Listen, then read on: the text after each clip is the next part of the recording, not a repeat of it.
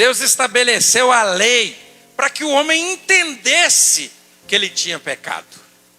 Tem um texto, Romanos capítulo 7, do versículo 7 ao 9.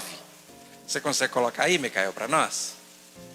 Veja bem o que esse texto diz. Romanos capítulo 7, do versículo 7 ao 9. Que diremos, pois? É a lei pecado? De modo nenhum. Mas eu não conheci o pecado senão pela lei. Porque eu não conheceria a concupiscência se a lei não me dissesse, não cobiçarás. Mas o pecado, tomando ocasião pelo mandamento, despertou em mim toda a concupiscência. Porque sem a lei estava morto o pecado. E eu, em algum tempo, vivi sem lei. Mas vindo o mandamento, reviveu o pecado e eu morri.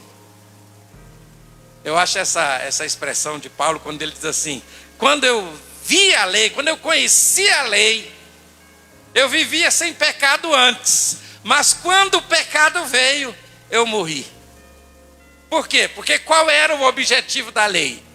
Servir de parâmetro para aquilo que era pecado ou não. Então Paulo, quando ele diz assim, será que a lei é uma coisa ruim? E ele diz, não, eu não estou dizendo que a lei de Deus é ruim.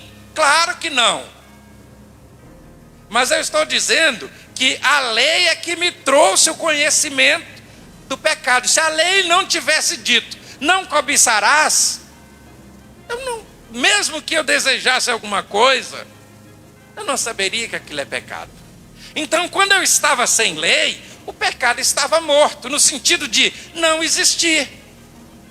Então, uma criança de 2 anos, 3 anos, para ela, o pecado é morto, o pecado não existe.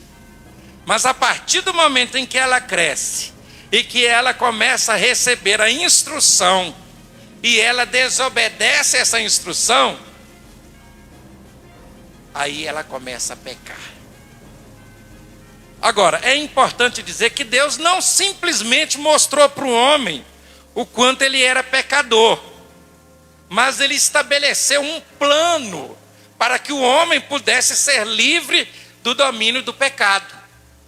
E esse plano não começou como hoje, que a gente chega aqui, dobra o joelho, pede perdão, com o coração arrependido, confessa os pecados a Deus, pede perdão, está tudo resolvido.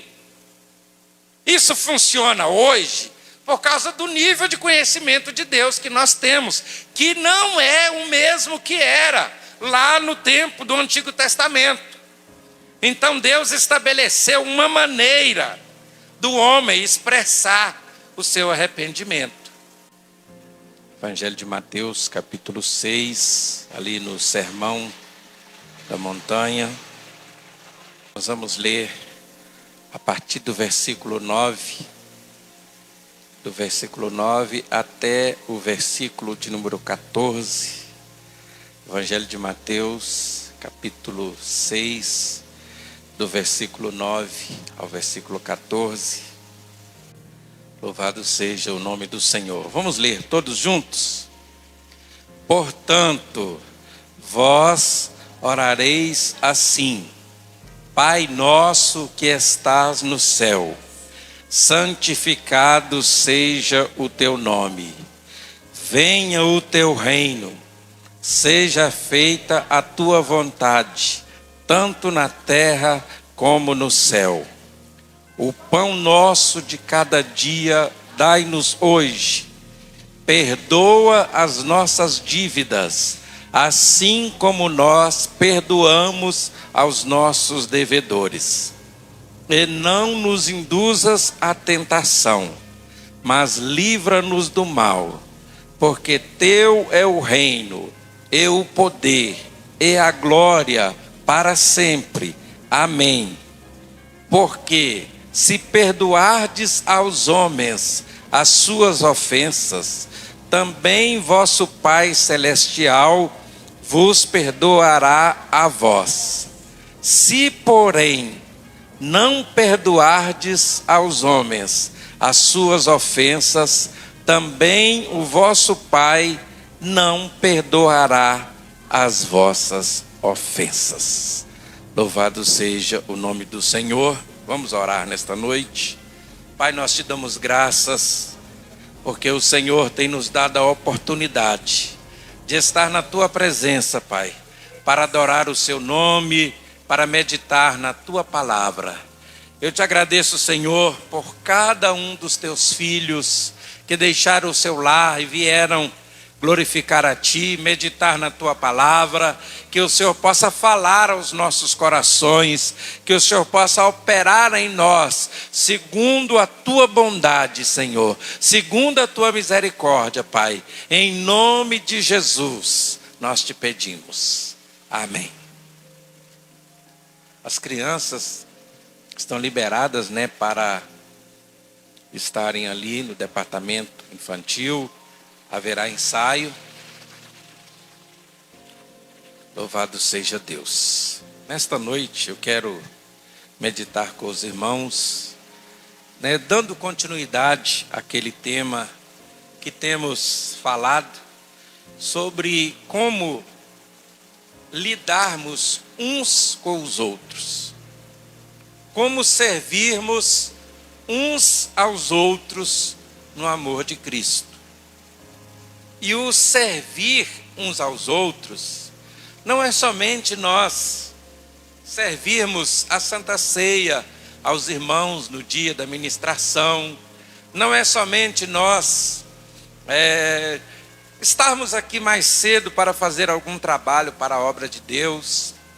O contexto da palavra servir aqui, ele é um tanto mais abrangente.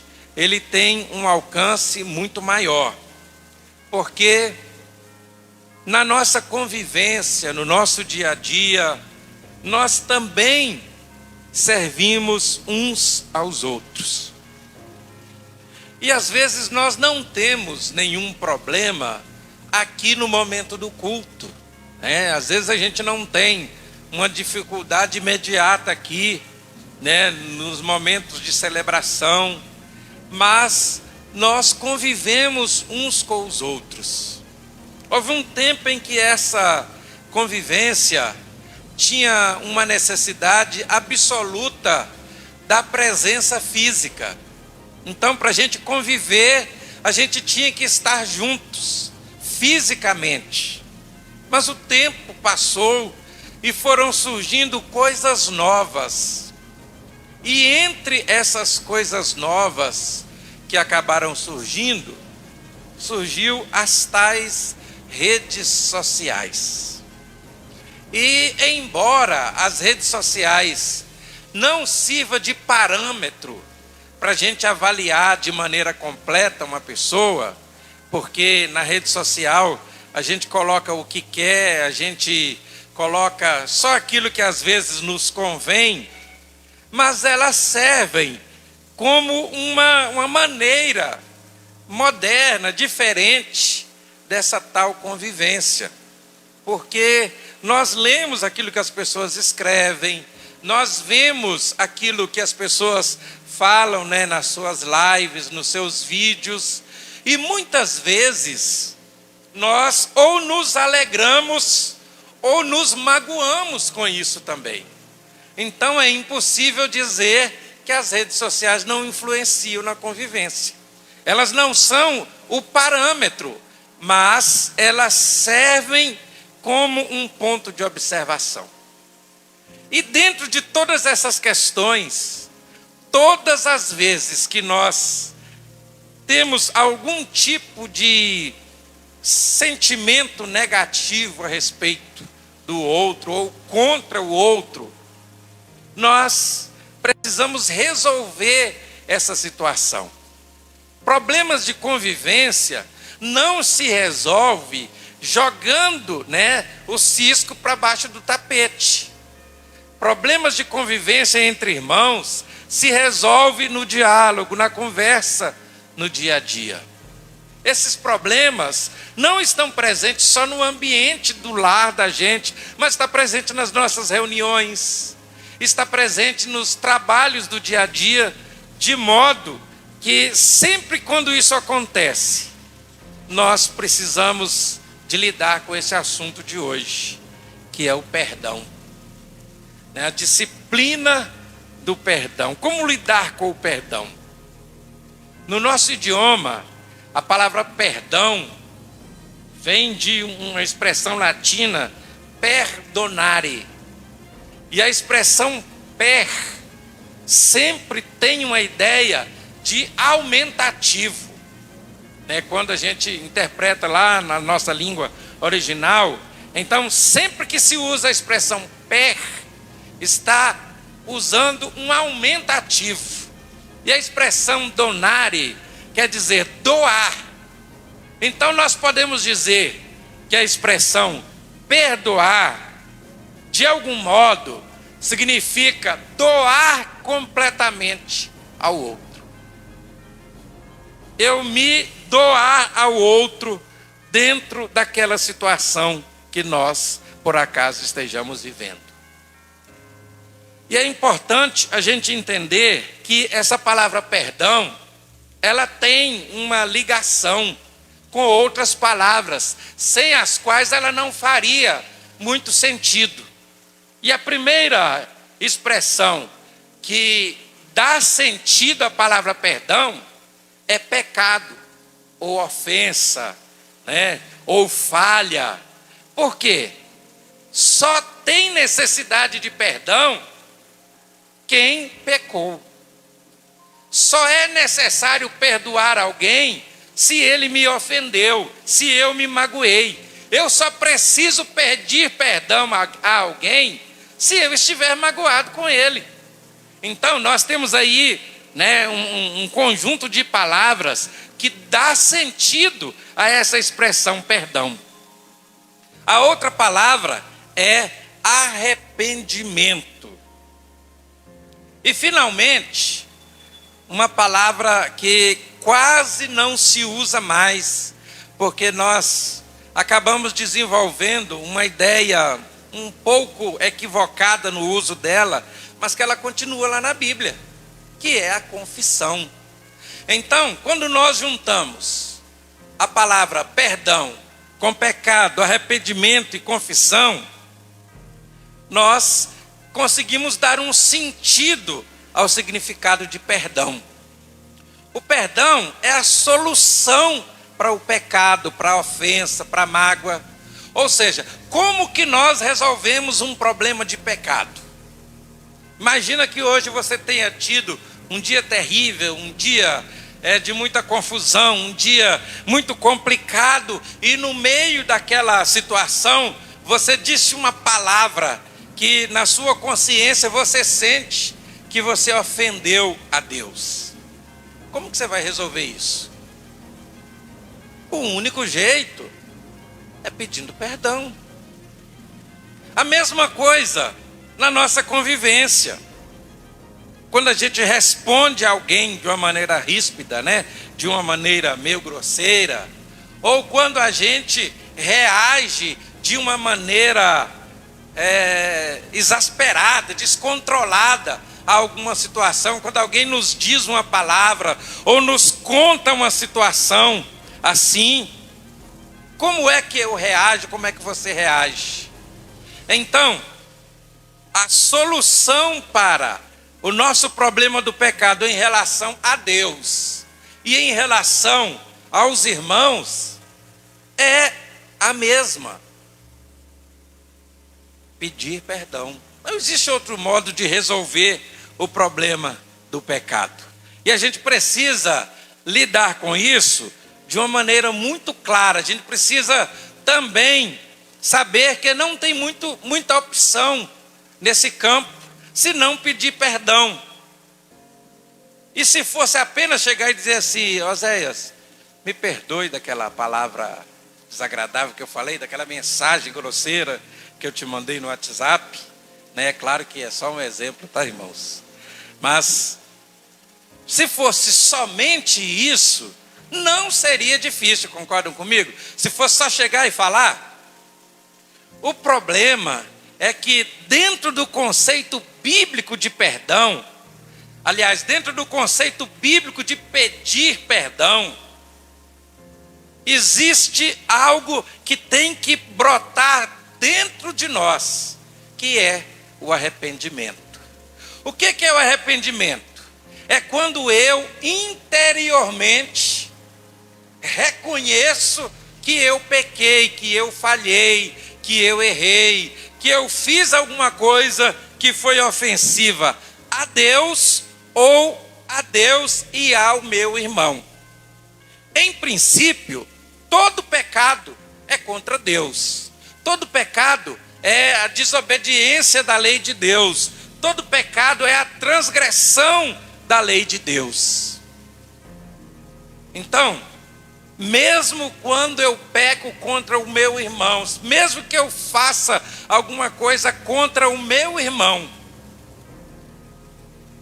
a Bíblia diz que a imagem de Deus está posta no meu irmão. Ainda que ela não esteja na plenitude que poderia estar por causa do pecado, mas nós fomos feitos imagem e semelhança de Deus. E nós devemos nos tratar a partir desse princípio. Então, junto com a questão do pedir perdão ao outro pelo pecado cometido contra ele e consequentemente contra Deus, eu tenho que estar convencido de que eu pequei. E aí nós temos um problema, porque nem sempre a palavra de aconselhamento, nem sempre o confrontar o outro o leva ao arrependimento.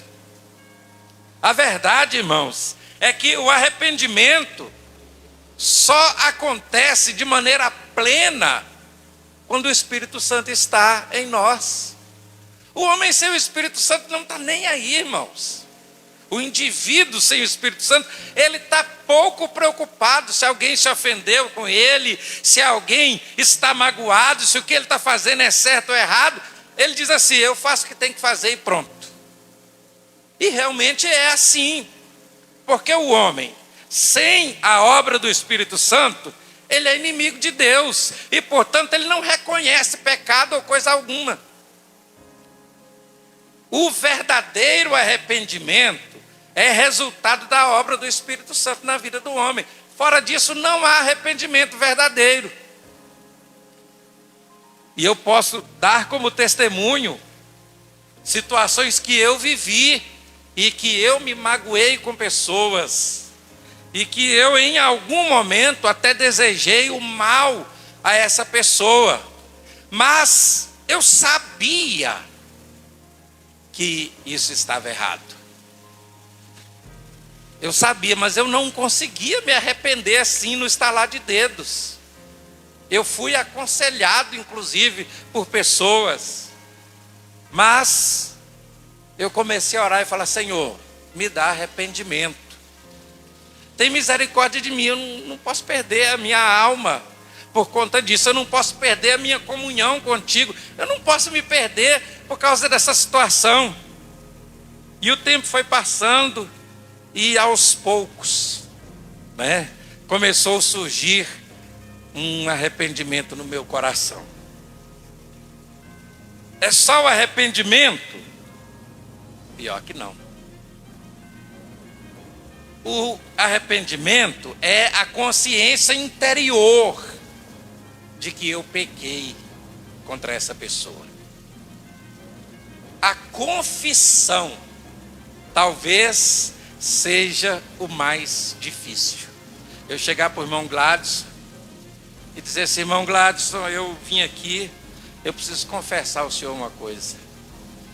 Tal tempo assim, eu fiquei magoado contigo por alguma coisa, e eu vim aqui, ou eu te magoei, que seja, e eu vim aqui porque eu quero te pedir perdão. Essa é uma barreira, irmãos, porque além do arrependimento, se ficar só no meu coração, não vai resolver o problema. Ah, não, isso é eu e Deus. Não, está errado. Se eu tive um problema com o irmão Gladson, é entre Deus, eu e ele. Deus não está fora disso, mas ele também não está. Ou se ele me confrontar, que é uma coisa que às vezes a gente não gosta muito, né? Mas faz parte desse processo de perdão. A gente chegar e dizer, olha, eu estou magoado contigo por esse motivo. E quando eu falo confrontar, não é ir brigar não, viu, irmãos? Ou não é ressuscitar a briga de novo, não. Porque senão não adianta. É uma confissão de arrependimento. Então, junto com o arrependimento, nós temos esse outro conceito que é tão difícil de cumprir. Quando eu vou ao outro e admito, assumo que eu estou em pecado contra o outro. Não há lugar para a negação quando nós queremos resolver o problema. Então, se eu chegar para alguém e dizer assim, olha, eu vim aqui te pedir perdão, eu até acho que eu não fiz nada demais, não. Então eu posso voltar. Porque se eu não fiz nada demais, por que eu estou pedindo perdão? Qual o sentido? Eu estou mentindo para Deus, não pode ser. Porque Deus não pode ser enganado por mentira nenhuma. Eu devo estar mentindo para mim e para outra pessoa. Porque a confissão, ela parte desse princípio. Eu reconheço que eu errei. Então, os princípios mais simples a respeito do perdão é isso. O perdão é uma necessidade porque eu pequei. Eu ofendi a Deus, eu desobedeci a Deus, ou eu ofendi o meu irmão. Por isso, eu preciso de perdão. Mas para que esse perdão seja efetivo, seja verdadeiro, eu preciso um arrependimento. Ou seja, interiormente eu preciso estar convencido de que o meu pecado agrava a Deus e agrava o meu irmão. E eu preciso confessar a Deus ou ao meu irmão e dizer, olha, eu vim aqui reconhecer o meu pecado. Ah, mas e se o outro não perdoar? Nós vamos chegar lá. Mas o perdão, irmãos, uma coisa que a gente precisa entender, o perdão não tem a ver com o outro. Se eu quero resolver um problema de pecado, eu não posso ficar esperando o outro vir até mim, né? Fazer aquela aposta de quem pisca primeiro, né? Quem piscar primeiro tem que pedir perdão. Não. Nós não podemos ter essa postura de cabeça dura, de teimosia em relação à questão do perdão. Porque se nós tivermos esse pensamento e a gente for lá e pedir perdão sem aprofundar as coisas, acaba não resolvendo a situação que nós vivemos.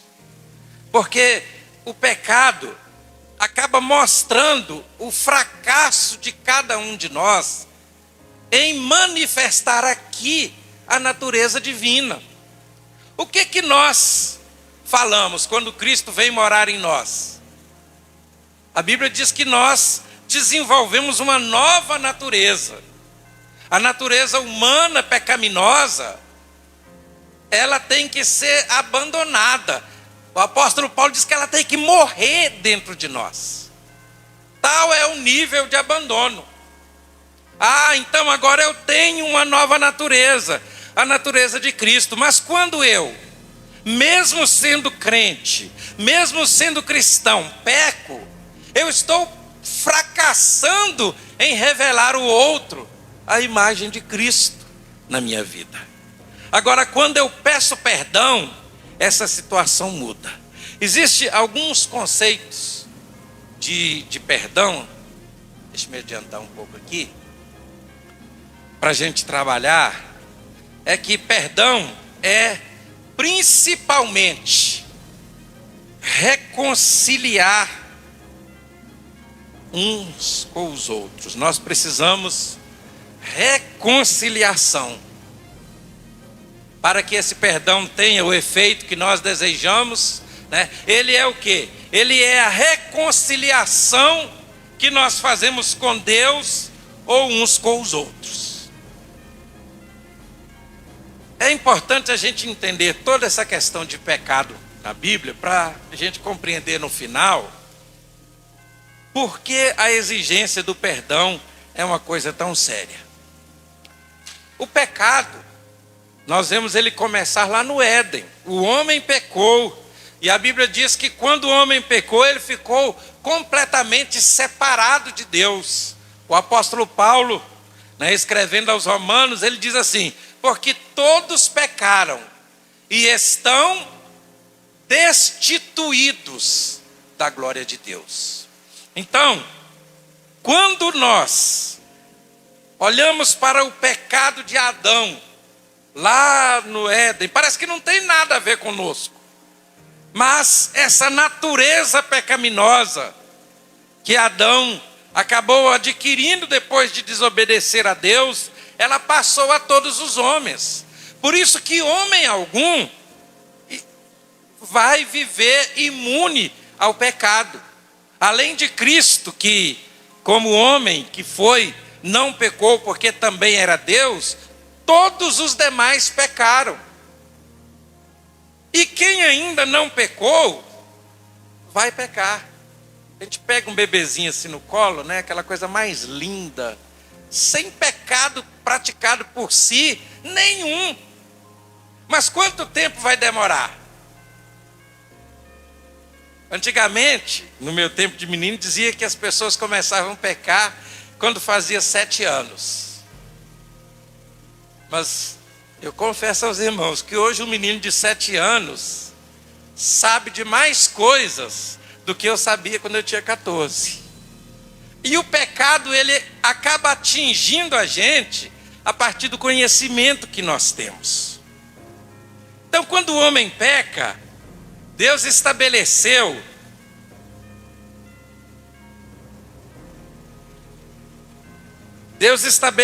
a lei para que o homem entendesse que ele tinha pecado.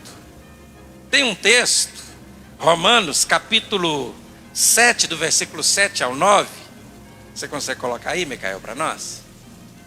Veja bem o que esse texto diz. Romanos capítulo 7, do versículo 7 ao 9. Que diremos, pois? É a lei pecado? De modo nenhum. Mas eu não conheci o pecado senão pela lei. Porque eu não conheceria a concupiscência se a lei não me dissesse, não cobiçarás. Mas o pecado, tomando ocasião pelo mandamento, despertou em mim toda a concupiscência. Porque sem a lei estava morto o pecado. E eu, em algum tempo, vivi sem lei. Mas vindo o mandamento, reviveu o pecado e eu morri. Eu acho essa expressão de Paulo, quando ele diz assim: quando eu vi a lei, quando eu conheci a lei, eu vivia sem pecado antes, mas quando o pecado veio, eu morri. Por quê? Porque qual era o objetivo da lei? Servir de parâmetro para aquilo que era pecado ou não. Então Paulo, quando ele diz assim: será que a lei é uma coisa ruim? E ele diz: não, eu não estou dizendo que a lei de Deus é ruim. Claro que não. Mas eu estou dizendo que a lei é que me trouxe o conhecimento do pecado. Se a lei não tivesse dito, não cobiçarás, mesmo que eu desejasse alguma coisa, eu não saberia que aquilo é pecado. Então, quando eu estava sem lei, o pecado estava morto, no sentido de não existir. Então, uma criança de 2 anos, 3 anos, para ela, o pecado é morto, o pecado não existe. Mas a partir do momento em que ela cresce, e que ela começa a receber a instrução, e ela desobedece essa instrução, aí ela começa a pecar. Agora, é importante dizer que Deus não simplesmente mostrou para o homem o quanto ele era pecador. mas ele estabeleceu um plano para que o homem pudesse ser livre do domínio do pecado.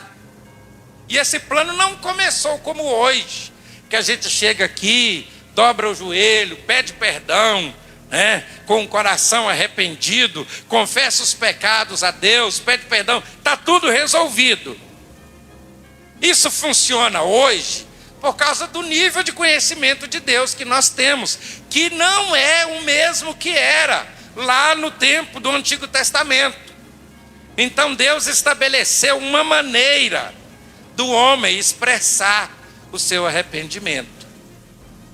O homem expressava o seu arrependimento através dos sacrifícios que eram feitos diante de Deus. Quando o indivíduo ia ali, levava um cordeiro, levava um cabrito, levava um animal para oferecer como sacrifício, ele estava dizendo: eu pequei, eu sou pecador, eu preciso ser perdoado.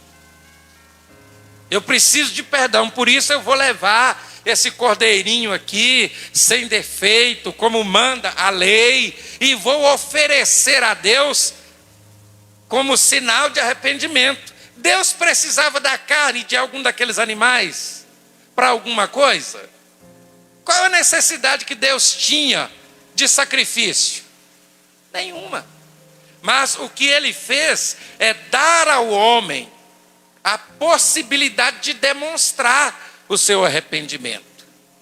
No livro de Levítico, no capítulo 4, nós temos ali diversos tipos de sacrifício. E qual era o objetivo disso? Que o homem demonstrasse a Deus o seu arrependimento. Mas quando nós chegamos lá no livro de Hebreus, já no conhecimento de Deus, do Novo Testamento, o escritor diz que o sangue de bodes, o sangue de animais, não podia perdoar pecados. Quem estava oferecendo ainda não sabia disso. Mas quando o texto diz assim, o sangue dos animais não era capaz de perdoar pecado, aí levanta em nós uma dúvida. Então, quem perdoava o pecado daquele povo? Vamos ler Hebreus capítulo 9. Hebreus capítulo 9, versículo 15. Diz assim: Cristo veio para ser o mediador desta nova aliança, para que todos os que são convidados possam vir e herdar para sempre todas as maravilhas que Deus lhe prometeu. Porque Cristo morreu para livrá-los do castigo do pecado que eles tinham cometido enquanto ainda estavam debaixo da primeira aliança. Então, quem perdoava o pecado lá no Antigo Testamento? Jesus. Mas se eles ainda não estavam no tempo de Jesus, como Deus organizava isso? Aí entra um fator que eu quase sempre lembro a vocês aqui. Deus é eterno. Ele não está submetido ao tempo como nós. Deus olha passado, presente e futuro, e Ele tem a visão de todas estas coisas. Então, como que os pecados eram perdoados lá no Antigo Testamento? Por meio do sangue de Cristo, que seria oferecido na cruz. E a salvação no Antigo Testamento? Pela fé que Deus proveria um cordeiro para perdoar o pecado deles. Gente, existem algumas coisas que são fundamentais na Bíblia. Perdão de pecado, salvação, só por meio de Jesus. Mas o povo daquele tempo oferecia sacrifícios na fé de que eles seriam perdoados diante de Deus. E aí vem Cristo. Cristo nasce. Gálatas capítulo 4, versículo 4. Paulo diz assim: na plenitude dos tempos, ou no tempo certo, ou na hora certa, veio Jesus, nascido sob a lei. Olha o texto. Mas quando chegou o tempo certo, O tempo determinado por Deus. Isso é lindo. Tem muita gente querendo fazer as coisas no seu tempo, mas Deus determina, né, algumas questões que não podem acontecer fora do tempo que Ele determinou. No tempo determinado por Deus, Ele enviou o seu Filho, nascido de mãe humana, ou nascido de mulher, e nascido sob a lei. Então, o nascimento de Cristo divide a história da humanidade em duas fases, antes e depois. Então, nós agora vamos tratar da questão do pecado na nova aliança. A nova aliança é a que nós vivemos hoje. E o texto bíblico que nos conduz no Novo Testamento, nessa nova aliança, é o Novo Testamento. E lá no texto do Novo Testamento, a expressão perdoar, eu coloquei pelo menos duas aplicações aqui. E uma delas é libertar o devedor. Por que se usava essa expressão para perdoar? Porque nos tempos do Novo Testamento, nos tempos do Novo Testamento, existia a escravidão por dívida. Então imagina que eu ficasse devendo uma grande soma de dinheiro ao irmão Valmir. Eu me tornava escravo dele. E não estou falando de maneira figurada, não. Eu poderia chegar lá e dizer, eu vou trabalhar para o senhor até pagar a minha dívida. Isso era legal naquele tempo, era aceitável para aquele tempo. Quem não viveu esse tempo acha muito estranho, mas naquele tempo era aceitável. E o que era um dos símbolos de perdoar? Eu chegar para o irmão Valmir e dizer, eu vim trabalhar para pagar a minha dívida. E ele dizer assim, você está livre da sua dívida. Então, uma das aplicações que é mais usada, principalmente nos evangelhos, é essa: libertar o devedor. É alguém que deve uma grande soma de dinheiro. E ele, não tendo como pagar, ele se propõe a ser escravo do credor. Mas o credor, com um coração misericordioso, com um coração compassivo, diz assim, vai em paz, sua dívida está paga, você não me deve nada. A outra expressão que simboliza perdão é quando alguém era condenado por um crime, ou seja, a prática do crime era inegável. Quando alguém era condenado por um crime, mas o juiz decidia não aplicar a pena. E eu acho que talvez esse seja, essa seja a expressão simbólica que mais parece com a nossa. Porque quando nós olhamos nas Escrituras, diante da santidade de Deus, Deus absolutamente santo, e diante da pecaminosidade do homem, o homem absolutamente pecador e sem condição de deixar de pecar. Se esse homem vai ser julgado por Deus, qual é o veredito? Só tem um: condenação. Então, Deus, ele não fechou os olhos para os nossos pecados. A bondade de Deus não nega a sua justiça, não nega a sua verdade, Os atributos de Deus não competem entre si. Então, Deus, ele é ao mesmo tempo justo, ao mesmo tempo misericordioso, ao mesmo tempo bondoso. Mas, sendo justo, o nosso destino, dado por ele, inclusive, era de perdição, condenação eterna. Mas sendo bondoso e misericordioso, ele decidiu que aqueles que receberem a Cristo, aqueles que crerem que o sacrifício de Cristo na cruz é suficiente para perdoar os nossos pecados, Deus diz assim: ele é pecador, mas ele está arrependido. Lembra-se daqueles conceitos que eu disse: arrependimento, confissão, né? Ele está arrependido, ele confessou a Cristo como seu Salvador. Então, eu não vou aplicar a ele a pena da condenação. Esta é a única razão pela qual nós não estamos caminhando para o inferno. Por causa da bondade e da misericórdia de Deus.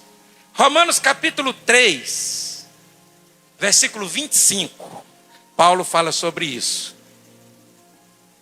Foi Deus que enviou a Cristo para levar o castigo pelos nossos pecados. Percebam que não tinha outro jeito.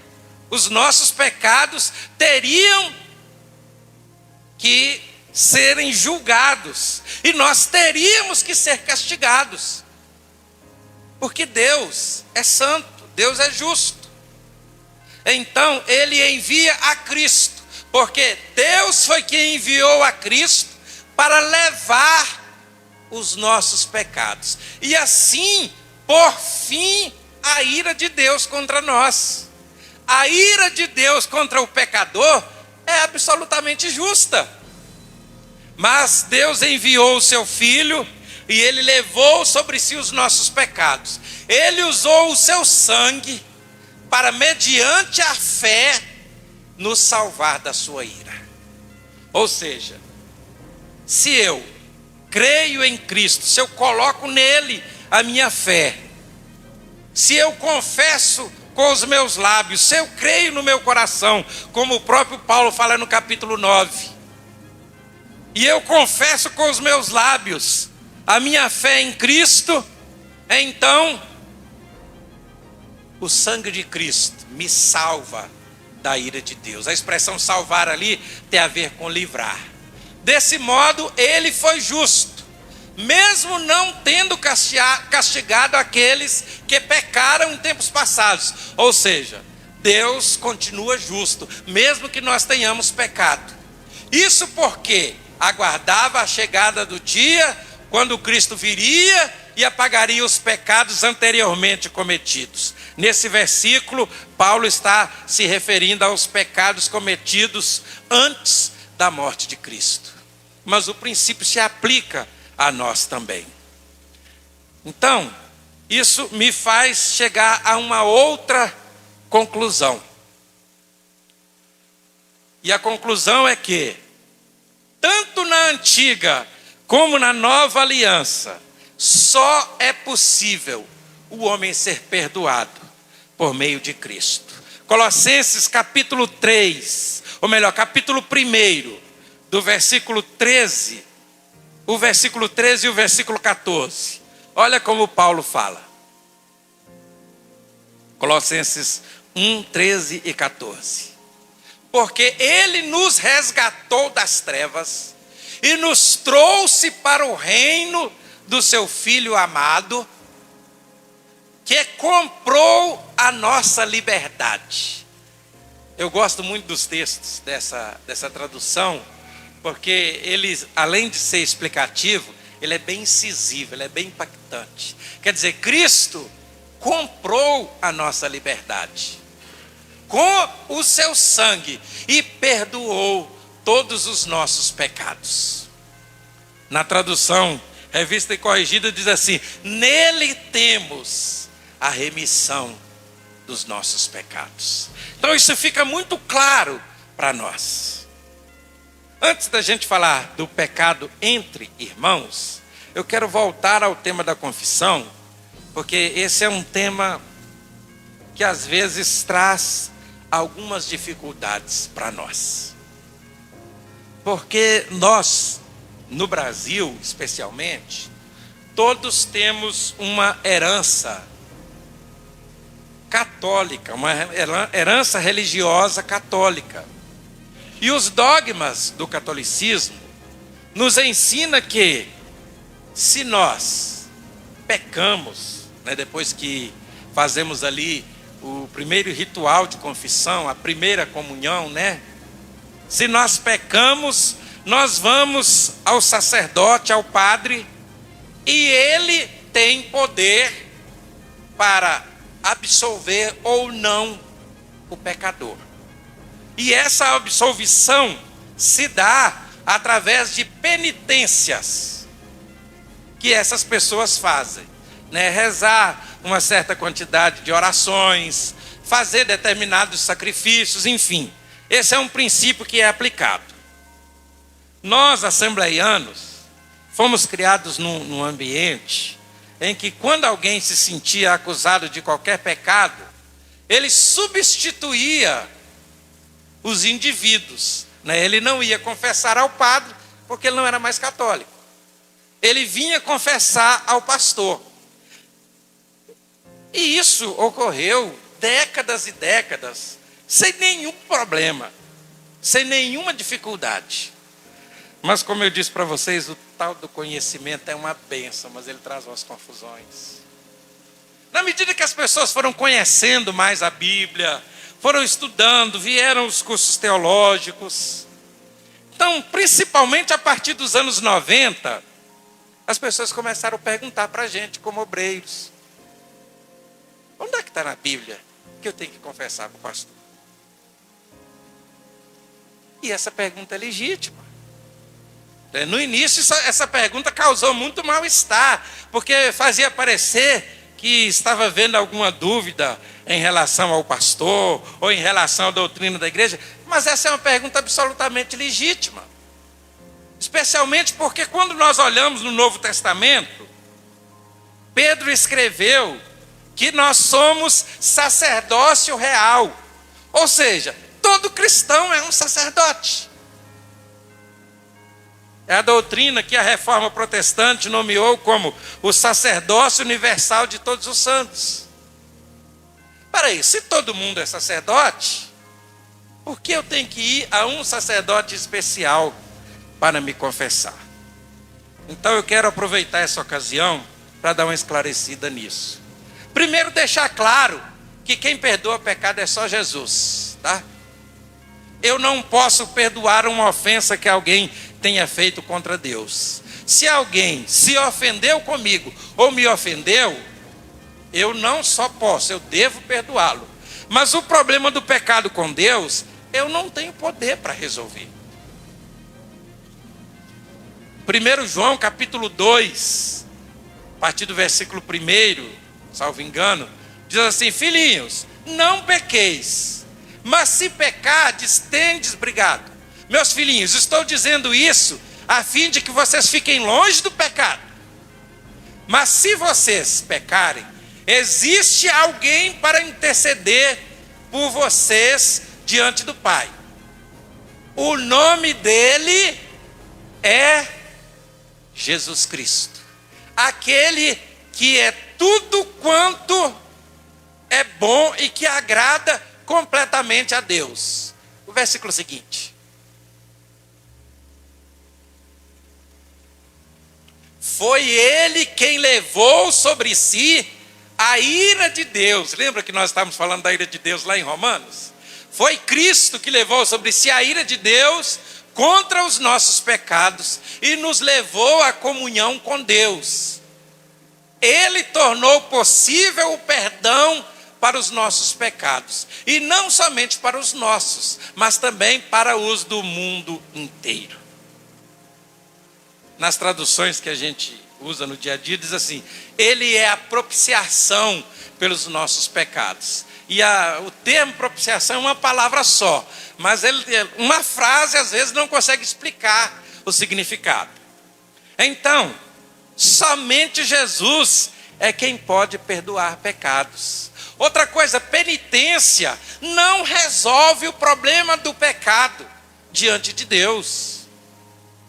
Então, você pode orar 24 horas de joelho, não é isso que torna você aceitável, que garante o seu perdão. Tito 3, 4 e 5, por gentileza. Não é isso que resolve. Ah, não, mas eu vou comprar um terreno para a igreja. Eu espero que eu não cause mal-estar com essa fala, mas eu vivi um tempo em que as pessoas vendiam cadeira no céu. Os sacerdotes vendiam cadeira no céu. lá nos anos 80, né? A pessoa chegava lá e dizia assim: padre, eu pequei, eu cometi esse pecado. Ele dizia assim: não, a sua penitência é dar um terreno para fazer o local onde ficam as freiras lá, me ajudem a lembrar o nome. Um convento. Aí o indivíduo comprava um terreno para fazer um convento e ele dizia: eu já tenho minha cadeira no céu. Não é um negócio muito sem sentido?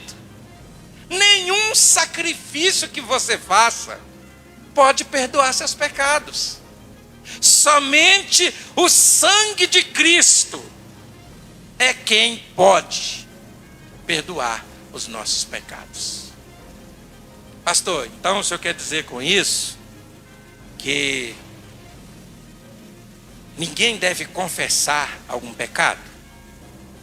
Vamos devagar para a gente entender. Primeiro eu estou dizendo que você confessar para um homem em si não resolve o problema do pecado. Você tem que confessar a Deus os seus pecados com verdadeiro arrependimento. Vamos para a próxima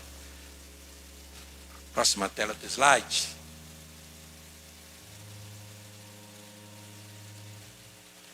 Mas de vez em quando, pastor, eu vejo alguém confessando aqui na igreja: ah, pastor, eu pequei, né? E às vezes a pessoa fica constrangida de falar diante da igreja, fala comigo, e eu falo: irmão fulano de tal está pedindo perdão aqui, e vamos ajudar o nosso irmão. Qual é o propósito disso? Vamos ler um texto, é um texto até mais longo, no capítulo 5, versículo 13 a 18, da carta do apóstolo Tiago. Meu Deus, a hora já se foi. Diz assim: algum de vocês está sofrendo? Pastor, não é de pecado? Calma, vamos chegar lá. Algum de vocês está sofrendo? Deve continuar orando sobre isso. E todos quanto tem motivo para ser grato, deve estar continuamente cantando louvores ao Senhor. Alguém está doente? Que mande chamar os líderes da igreja, e estes devem orar sobre ele e derramar azeite sobre ele em nome do Senhor. E as orações deles, se oferecidas com fé, curarão o doente, pois o Senhor o fará ficar bom. E se houver cometido pecados, o Senhor o perdoará. Portanto, confessem os seus pecados uns aos outros e orem uns pelos outros, a fim de que vocês possam ser curados. A oração fervorosa de um homem justo tem grande poder e resultados maravilhosos. Elias era tão humano quanto nós, e entretanto, quando orou fervorosamente para que não chovesse, não choveu durante 3 anos e meio. Depois ele orou de novo, e desta vez para que chovesse, e a chuva desceu sobre a terra e produziu os seus frutos. É importante a gente pegar o versículo 17 ou o versículo 15, que diz assim: confessai as vossas culpas. Versículo 16, obrigado. Confessai as vossas culpas uns aos outros, os vossos pecados uns aos outros, e orem uns pelos outros para que vocês sejam curados. É importante entender o contexto que Paulo estava falando ali. Paulo estava falando de alguém que estava vivendo momento de sofrimento e momento de enfermidade. Se ele estivesse alegre, cante louvores, adore a Deus. Está sofrendo, está enfermo, chame os líderes da igreja. Por quê? Porque eles vão orar com você, eles vão te ungir. Ou seja, o contexto é alguém fraco, seja por que motivo for, recebendo ajuda da comunidade cristã que ele está inserido. Esse é o ponto. E aí, dentro desse argumento, ele diz assim: confessem, se você tem algum pecado, se você se sente acusado por alguma coisa, confesse os seus pecados, porque eles vão orar com você, e você vai ser curado. Então fica muito claro, quando a gente faz a interpretação mais pausada dessa situação, que a confissão que nós fazemos de alguma falha nossa, de algum pecado aos irmãos, tem a ver com buscar ajuda espiritual uns dos outros. Esse é o primeiro ponto. Então, às vezes as pessoas não confessam os seus pecados, porque ele diz assim: mas se eu confessar os meus pecados, os irmãos vão pensar que eu sou fraco. E é mesmo, todos nós somos. Ou tem alguém fortão aqui? Se tiver, eu tenho até medo. Todos nós somos fracos, pecadores. Então não há necessidade de nós nos envergonharmos disso, porque todos já sabemos. Então quando você vê uma pessoa aqui cantando maravilhosamente, fogo descendo, sabe por que isso acontece? É a misericórdia de Deus, ele é um pecador como qualquer outro. Agora, vamos voltar lá no texto.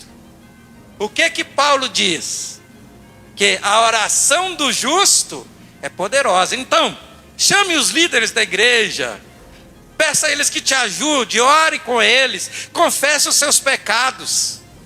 Porque a oração do justo pode muito em seus efeitos. E ele não está falando da justiça no sentido de perfeição, mas daqueles que foram justificados por Cristo. E aí ele usa um exemplo do poder da oração. Ele diz: olha, Elias era tão pecador quanto nós, mas ele orou e Deus deteve a chuva por 3 anos e meio. E ele orou de novo e Deus mandou chuva. Qual é o exemplo que Paulo, ou melhor, que Tiago quer nos dar a respeito de Elias? Que mesmo sendo nós pecadores, se nós clamarmos a Deus, Deus atende às nossas orações. Isso não é desculpa para ninguém viver no pecado, mas é um esclarecimento, irmãos, para que nós façamos as coisas de consciência. Eu não quero ninguém aqui fazendo as coisas porque o pastor mandou, não, tá, irmãos? Por que você está fazendo isso? Porque o pastor mandou. Ou porque a minha religião não permite. Esse é um conceito de quem tem pouco conhecimento bíblico. Eu quero que você faça aquilo que você sente necessidade de fazer por uma ação do Espírito Santo na sua vida, e que você faça isso de maneira consciente. E eu tenho certeza que, sendo assim, você vai alcançar esse objetivo, que é viver uma vida perdoada na presença do Senhor. Nós ainda vamos aproveitar para falar na próxima semana sobre a questão quando a igreja, ao invés de perdoar alguém, ela suspende essa pessoa da comunhão, né? Ela disciplina, ou como a gente falava antigamente, ela exclui a pessoa da comunhão da igreja. Isso é bíblico. Como que isso funciona nas escrituras? Só que não dá nem para entrar, porque a gente vai gastar uns 15 minutos e já faltam 8:55. E aí vamos falar também sobre a parábola do credor incompassivo, para ilustrar como Deus olha a questão do perdão entre nós.